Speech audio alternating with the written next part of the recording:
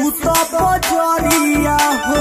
हम सब बुझते राउर होशियारी आवल हो अरे आव हो रानी से जरिया हो सटी के सूत बजरिया हो। छुए नाही देलू जइसे लागे भइल हानि बा। छुए नाही देलू जइसे लागे भइल हानि बा। ऐसे काहे करे ए बोला मुझे कमल में परेशानी बा। ये कैसे हो गई? ओ बेकार हुए दर्द के निशानी बा। ए बोला मुझे कमल में परेशानी बा। कौन दर्द हरे?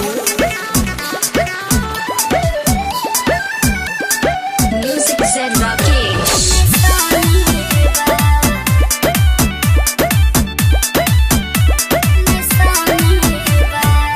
पिया जी बुझतानी हो कौना मुझ में बानी हो मुझे झतानी हो। तब बुझतू तो सटतू ना फरका कहे पर। पिया जी बुझतानी हो कौना मुझ में बानी हो मुझे झतानी हो। सुनो खाके बुझ मजबूरिया हमारी धनिया काहे खातिर मिली वाला बाजवनिया।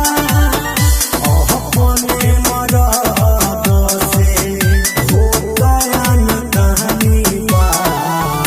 अपने मरद से हो गया न कहानी बा। ए बोलो मुझे कमल में परेशानी बा।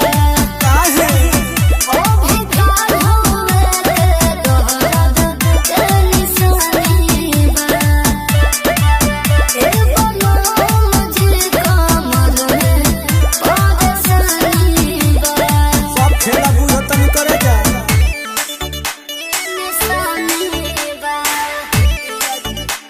निशानी बा।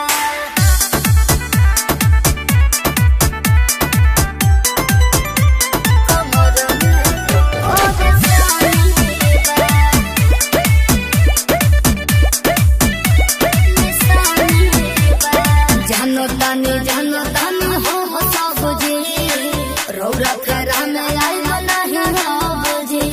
हम सब बुझते राउर होशियारी पूछ नहीं तू बुझ